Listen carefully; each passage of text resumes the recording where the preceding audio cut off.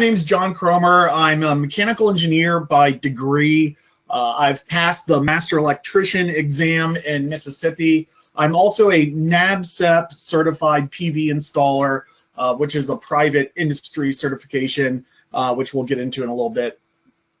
Before I got into solar, I worked in the oil industry as a control systems engineer, and then I moved into solar in 2008. So kind of getting on in years in the solar industry. So I teach a few solar classes, not just for solar designers, but anyone who's interested in solar design or batteries or tiny houses or a variety of energy smart grid management, which is on the up and up. There's a private industry exam you can take called NABCEP, and if you pass the exam, you get a PV installation professional designation. This is not a state license like an electrical contractor's license. There's no insurance requirements to be a NABCEP installation professional. It's more of a quality control, kind of like the U.S. Green Building Council or the American Institute of Architects. You can be a great green building designer and not be in the AIA and not be in the USGBC. Similarly, some of the best solar guys in the industry are not NABCEP certified. But if you are looking for a solar installer in your area and you don't know where to go, NABCEP has a search tool on their website that you can use to find local installers. You can benefit from this class not only if you want to get into the solar industry, planning a do-it-yourself project. So here's an example of a project that, originally he built an 8-kilowatt project from a turnkey solar contractor under a local utility incentive program where he was sold the array at $4 a watt, which is a really high price. But because the utility had a pretty good incentive at the time, he was able to get about a 10-year payback on his system. Well, what we've done recently is expanded his system. So we left some space here and we sized the conduit and the breaker slots and all that so that later he could come in and add an array. And pretty much the only thing we didn't do was run the wires up to the rooftop for that expansion, because you don't want to do too much in terms of solar ready design. But what was interesting about this project is this guy's pretty handy. For instance, he built the house himself as a construction manager, and he did like the air conditioning and the electrical in his house, but he had no clue about solar. And so he spent $4 a watt on a project. Well, he saw the installation techniques and said, that looks like something that, I'm handy with construction. I know how to keep things square and level. I know about building penetrations and some electrical wiring. And we also chose the easiest kind of system to install. So it might not be the cheapest. It might not be the most cost-effective. It might not be the system with the least amount of maintenance, but it's the easiest system for a do-it-yourselfer, which is microinverters. And so the way we did this project was, he paid me a design fee, and I developed a bill of material for him that was compatible with his existing array, and he's self-installing.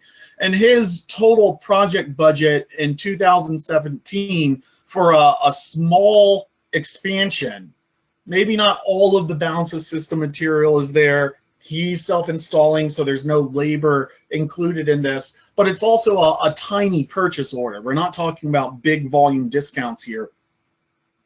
His total project budget was $1.60 a watt. And so, today in the industry, you see turnkey specialty solar projects being installed for between $3 and $4 a watt. There's a lot of money on a project that you can save by doing a solar project yourself if you're thinking about it at your own home. And often that's the difference in today's market between an array that's cost effective and an array that doesn't have a very good payback. We're right at that line where, you know, mainstream solar everywhere.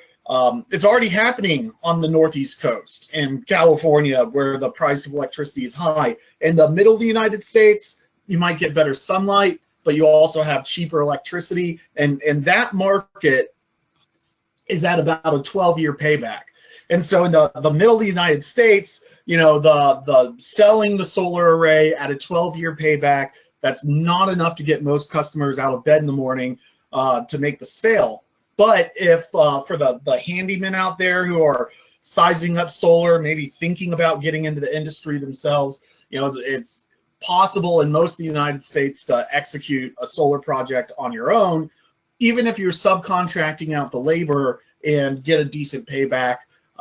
It might not be as professional of job as a specialty turnkey solar contractor, but you know, the industry also has to be cost effective. So, okay, so why is solar design so important? Well, there were 15 gigawatts of solar installed in 2016. Solar became the #1 source of new generation capacity. But a megawatt of coal theoretically can operate 24/7. A megawatt of solar only operates, its capacity factor is only about 15% operational time out of a 24-hour day. In terms of rated capacity, solar's #1. And we're starting to see solar take over wind. We're starting to see the power companies start to kind of defend rate structures that are not necessarily solar friendly. So it's no longer a small part of our nation's energy supply. Right now it's pegged at about 2%, probably a little bit more than that, because not all solar companies are counting their projects. It's hard to count small things.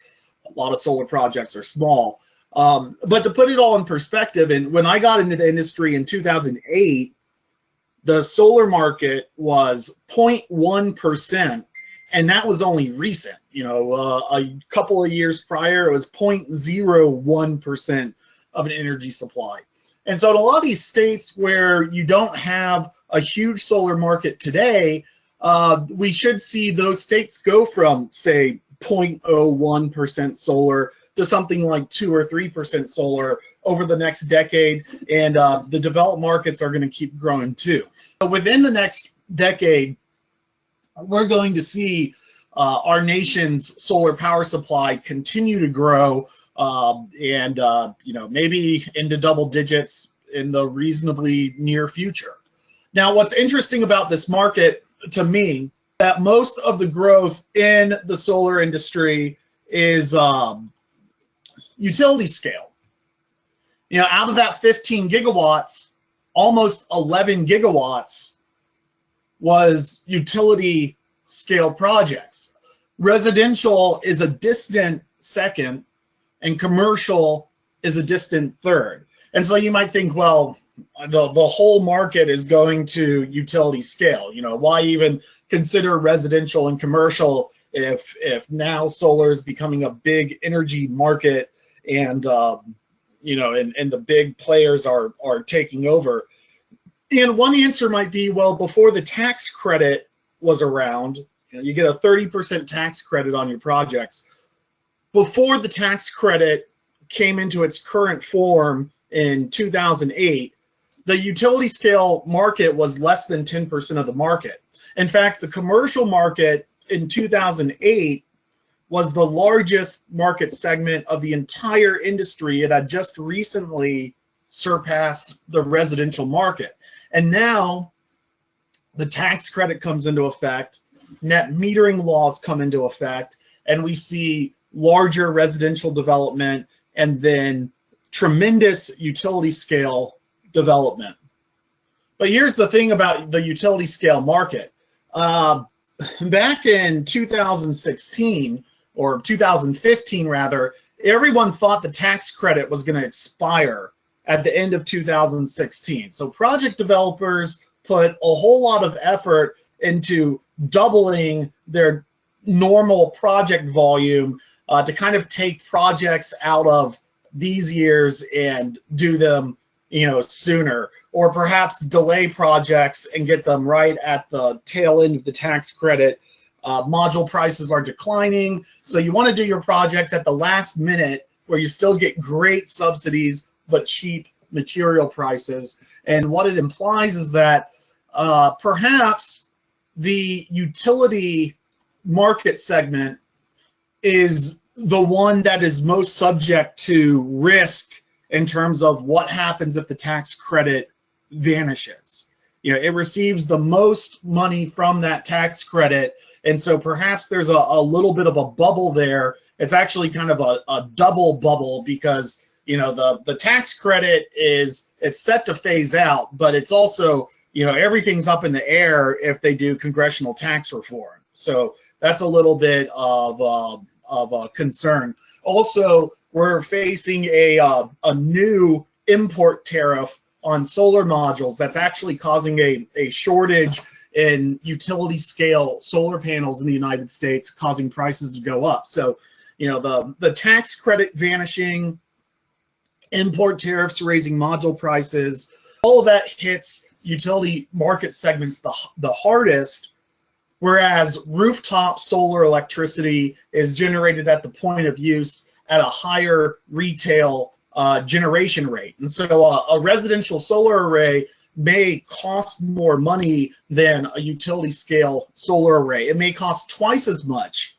as a utility scale solar array, but it also has a substantially higher generation rate that might be twice as much or even more than the utility plant.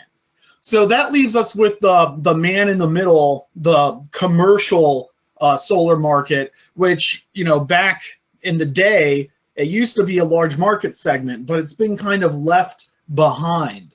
And the question is, well, why is that? And you know, what we need to do is take a look at solar installation costs. Now, this is 2016 solar installation costs. Solar in 2015, the average price of a residential solar array was about $350 a watt. And then in 2016, it's about $3 a watt, and it's kind of hovered at that point. Whereas the utility scale sector, you know, I'm a big fan of tracking arrays. You increase your project cost by about less than 10%, but you get about 20% more production. So I like utility scale tracking where the site conditions are right. But that's placing utility scale projects in the $1.25 a watt range, whereas solar projects are, you know, almost over twice that, in the $2.80 to $3 a watt range. But this is what's interesting. Everyone thinks, oh, it's a utility scale project, so they get so much better module pricing. Or, oh, it's a utility scale project, so they get so much better inverter pricing. But really, the savings at the utility scale sector come from the fact that the design and engineering, that is heavily impacted by economies of scale. So you look at the design and engineering budget of residential versus utility scale, it's that tiny little sliver.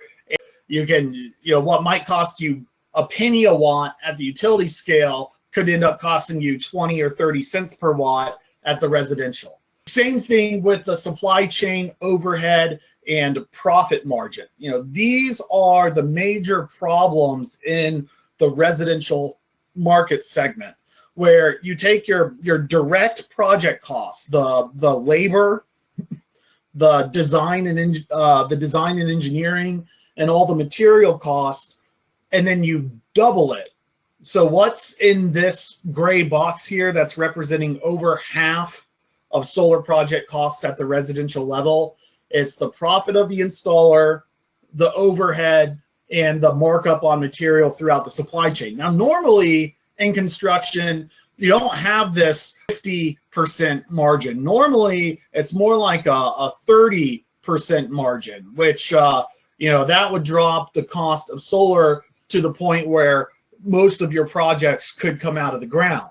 But because we're in this specialty market, and because we're in a subsidized market as well, the price remains high because the customers receiving the subsidies still get a payback that they're willing to pay for. But those subsidies are declining. And so the question is, how can we reduce solar project soft costs so that, you know, more of these distributed projects come out of the ground? These are all pre-tax credit prices. So I try to, whenever I'm factoring in the tax credit, I'll try and mention it. But these are pre-tax credit prices that come from this report right here. What's interesting to me about, say, the residential market versus the utility scale market is look at the price of the solar module itself, which is in this dark blue here.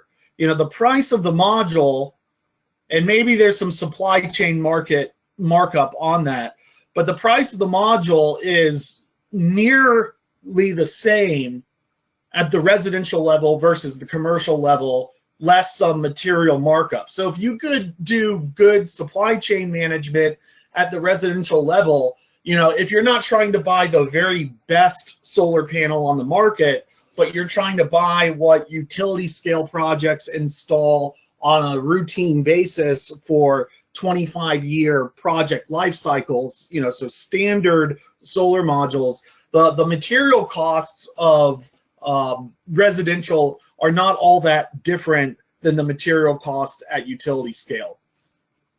That holds true for commercial as well. So why isn't the commercial market any larger than it is? And the answer is they don't have the right rate structure.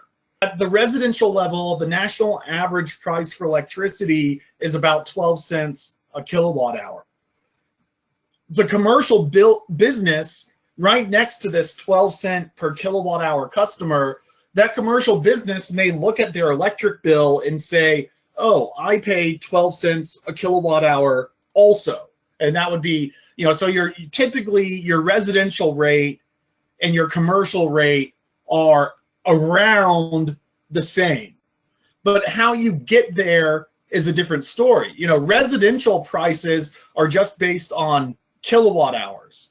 And so if you take the installed cost, you take the installed cost and then you subtract out the tax credit, and then you divide by your annual production and your generation rate, you get your simple payback. And so what this implies is that, you know, if solar were mainstream and being installed at a typical construction margin for around $250 a watt, solar in most of the country would have around a 10-year payback. And that's completely independent of the property value that solar adds to the property. This is just a simple payback calculation. We'll get into property value in a little bit. What I want to focus on now is saying, okay, your residential electric bill, you usually use, you know, let's say 1,000 kilowatt hours of electricity, and you're billed 12 cents a kilowatt hour, and your electric bill is $120. It's very simple and straightforward, and that actually comes from consumer protections where you know, your Public Utility Commission has said consumers deserve a electric bill that they can understand. And maybe now technology has allowed us to better process more complex electric bills, but traditionally electric bills for residents have been very simple. How much electricity you use times how much energy costs. Energy is measured in kilowatt hours. And so what's interesting about commercial rates is they're not calculated in kilowatt hours, or maybe they are, maybe half of the bill is in kilowatt hours. So in my region, in the Tennessee Valley Authority region, I pay around 12 cents a kilowatt hour for my electricity, but commercial customers pay around 6 cents for their electricity, and their demand charge is actually a little bit higher than this. It's more like $15 instead of $10. And so what I've done is I've kind of modeled different ways that a commercial customer could be billed, which is a combination of power and energy. What's their maximum power? What's the total amount of energy? You know, remember, power is instantaneous. Power is on point. What's the the most amount of power the building drew over the course of the month.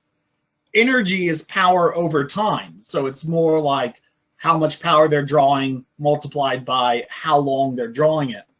So anyway, what I'm trying to say is that while both customers may be paying 12 cents a kilowatt hour, how you get there is completely different. And commercial electric bills are more complicated, and they're comprised of a mixture of the energy rate and the demand rate, and they can get a little more complicated in there. The problem is, while solar produces electricity at demand times, solar by itself does not provide demand savings. It's too variable to model demand savings. So solar produces demand electricity, but it actually only generates at a below retail price rate for a commercial customer.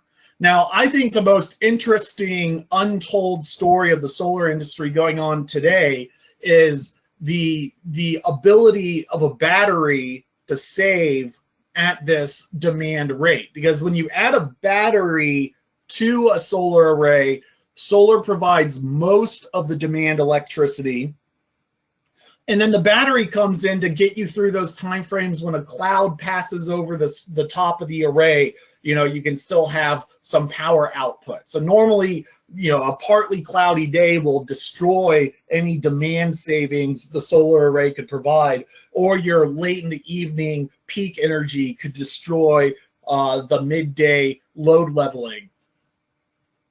What that means is that a battery on a commercial solar array is necessary, but traditionally batteries have been too expensive. Now they're starting to come down in price. So let's compare two models. One is a batteryless residential array installed at $250 a watt. And then for most of the country, you get about a 10-year payback at that price point. Now, up in the Northeast, you get less production, but you also have a higher electric bill. So once you get into electricity markets that are, say, over 15 cents a kilowatt hour, even if you don't get good sunlight, you get a really good payback. But you compare that to the commercial market and say, okay, well, let's take that batteryless solar array and we're going to add a battery to it. And now the installer is installing at a higher price point, larger project values. But the most interesting thing is for a right-sized commercial battery, it can actually deliver a payback that is better than a batteryless solar array that's net metered at the residential job site. And so the theme is, you know, why solar design? Why do you as an engineer or an architect needing continuing education, where can you contribute to this industry? And the answer is there are huge margins in the industry that are caused by specialty contractors managing every single aspect of the project. But these specialty contractors do not look at what is necessarily new. It's not a holistic, comprehensive bird's eye view. They're just looking at solar. They're not looking at total building design, you know, maybe getting, you know, the on-site electrician who's doing the wiring to install it, you know, maybe getting the roofer on site to install the attachments. I mean, I can't tell you how many times I get called out to a new construction job site and the house is already built. You know, the roof is already on, and they say, okay, we're done with the roof. You can put the solar array on. And it's like, well, hold on, you know, we could have done a nice internal conduit run during rough-in, and now that's going to take a lot longer. You know, we could have put the flashing underneath the shingles, and now we have to saw through the shingles and bust up some roofing nails. You know, the industry is not doing a good enough job integrating solar into design plans.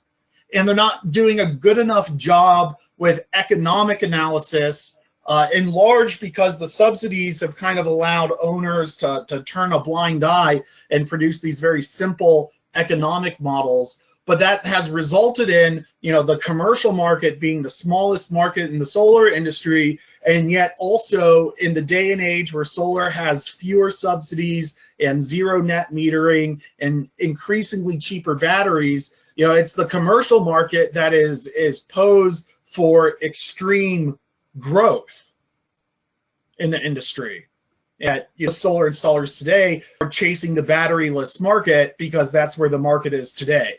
And so, with battery design being more complicated, more expensive, and building design firms already having a lot of resources they need to execute projects, what's lacking is the design knowledge. Because that design knowledge is not there, you sub out the project to specialty turnkey contractors, which have higher rates than general craft labor. Not to say that the general craft labor is cheap, and not to say that the solar installer is well paid. Maybe the guy on the crew is horribly paid, and the company's charging it because their overhead costs are so high. A solar installer needs to have electrical knowledge, roofing and waterproofing knowledge, and solar electric knowledge. And in most cases, the solar installer has tons of general PV system knowledge. And maybe because they've been in the industry for a few years, they've started to get electrical knowledge, although most solar installers are not licensed electricians, even though they probably should be. By now, most solar installation companies are electrical contractors, but is everyone doing the wiring on the job site an electrician? It's electrical wiring. The fittings have to be tight for it to work over the long term. A lot of this electrical work is not being performed by electricians, but by new people simply looking for a job. And there's jobs in the solar industry. And then the part that gets most neglected is the roofing and waterproofing aspect. The thing is, a brand new solar penetration is not going to leak. In my experience, where the leaks occur on a rooftop is not from the solar array itself with that brand new flashed and sealed penetration. It's solar's not the only thing that pokes a hole in the roof. You got plumbing vents, attic vents, chimneys, skylights. And so when you turn when you turn your aging rooftop into a construction zone, even if you're not putting the solar array right up to the skylight, you'll still get installers walking around on the roof, tromping around where the pre-existing penetrations are, weakening those pre-existing penetrations. And so it might take an installer who's more aware of being dainty on a rooftop to adequately perform the install. And the thing is, it's a lot to expect a solar installer in a brand new industry who might not be coming from a construction background to really be a master electrician and a master roofer. And so you might actually get a higher quality install by not using a turnkey contractor. I'm not trying to say there are no good solar installers on the market. There are plenty of good solar installers on the market. They're charging appropriately. The problem is those services are still too expensive. And you might get a similar level of quality, if not better quality, by having an electrician do the electrical work, a roofer do the roofing work. Maybe the solar guy is there as the project manager or foreman or just the designer, but having a reduced role on the project and letting the general craft labor do the scopes that they're trained in and do on a routine, regular basis. The problem is it takes a set of design plans in order to execute this. And the solar guy who's doing the whole project in his head isn't taking the time, nor may not have the AutoCAD knowledge to develop construction scope in a way that a general contractor can understand it. So it takes a technical building engineer or architect who can connect multiple building scopes together. If you understand how to integrate solar design into your project plan, you can deliver projects at a competitive price to what the industry is currently doing. I mean, there's a problem with conventional financing. You go and design a solar array to go on top of a rooftop, and you go to your bank, you know, the bank may say, look, we would love to finance a solar array. Your solar array is getting you a 11 or 12-year payback, but we're giving you a 30-year mortgage. So you put a 12-year payback into a 30-year mortgage, the solar array is going to take more money off of your electric bill than what it'll add to your mortgage payment, even if you don't get a true net metering plan. And it makes the customer more financially secure. It gives the bank more money in terms of interest payments. They're essentially competing with the utilities at that point by financing the solar project. And it's good for the environment. So it's good for both customers in the financial transaction, and it's a win for the environment. So why aren't we putting solar into mortgages? And the answer is, well, the real estate appraisers don't know how to appraise solar. And if the real estate appraiser can't appraise solar, the bank, no matter how much they want to do the project, can't put it into the mortgage. But now this appraisal data is coming to market. There was a study by Berkeley Labs that was published in 2015, so it's been on the market a while, that consisted of 4,000 solar homes and 19,000 non-solar homes. And it's a comparative analysis. You know, you look at the two-story building with a swimming pool in a good school district without solar coming to market and selling, and then 5 doors down, a two-story building with the same bathrooms, same bedrooms, swimming pool, in the same good school district with solar, similar square footage. Well, how much more money did the solar array add to the property? You know, the thing about real estate value, it's like granite countertops or a swimming pool. You know, the swimming pool might cost you $25,000 to install and add $50,000 to your house. Or it might cost $100,000 to install and only add $50,000 to your house. You know, appraisal value is not the exact amount of money that something will save you or earn for you or even cost you. Real estate appraisal data is how much the new home buyer, how much more they are willing to pay for a home with solar versus without, or with a swimming pool or without, so on and so forth. The one thing I have to say about this study is it primarily focuses on California, because that's where the solar development, you know, is, or the largest market for solar, at least in the US.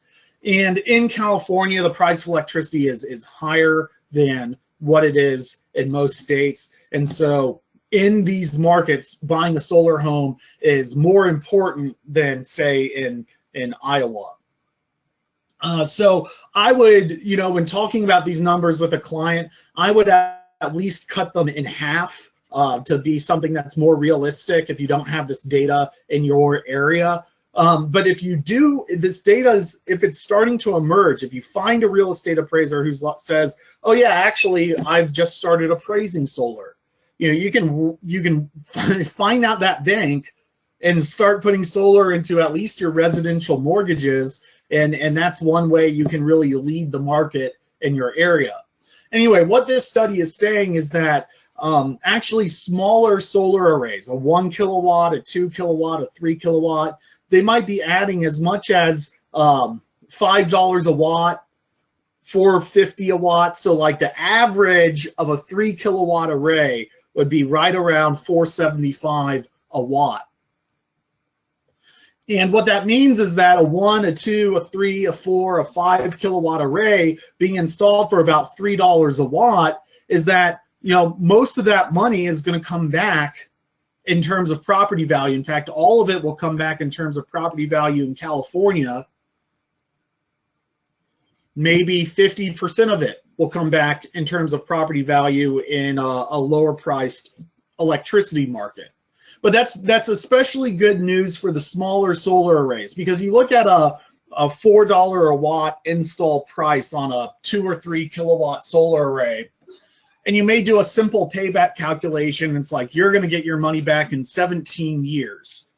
You're like, well, that stinks. You know, I wanted to help the environment, but you know, I want lower electric bills, but 17-year payback, you know, it's not going to happen. Well, you know, what's not modeled in that calculation is the property value. So, you know, if you get actually, you know, you're 10 years in and then you go and sell your home, it's likely at that point you're going to cash out.